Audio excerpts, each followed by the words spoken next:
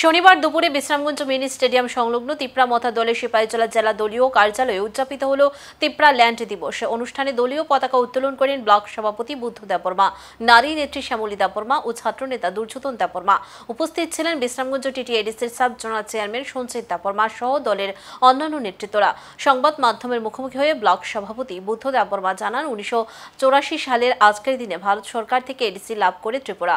সেই স্মৃতিকে ধারণ করি এই দিনটি তিপ্রা ল্যান্ড হিসেবে পালিত হয়। আগামী প্রজন্মের কাছে এর তাৎপর্য পৌঁছে দিতেই প্রতি বছর এই দিবস উদযাপিত হয় বলে তিনি মন্তব্য করেন। সবাই জানে,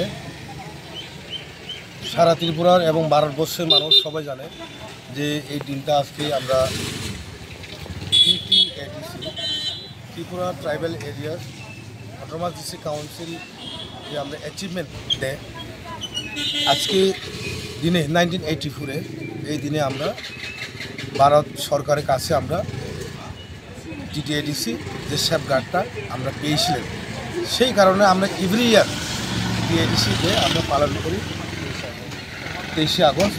টোটাল এখন পর্যন্ত 1984 এবং 2025 মানে 41 ইয়ার্স ধরে আমরা আজকে পালন করছি। আমরা সারা ত্রিপুরা যে মানুষকে যারা স্টুডেন্ট এবং কলেজেস তাদেরকে আমরা ইয়ে করে দিচ্ছেন, এই স্মরণ করে দিচ্ছেন যে আগামী দিনে ত্রিপুরা লিডার্সরা কীভাবে অ্যাচিভমেন্ট করছে, কীভাবে করছে না, কীভাবে অ্যাচিভমেন্ট আজকে হলো এই অ্যাচিভমেন্টটা, সেই জন্য আমরা স্মরণ করি।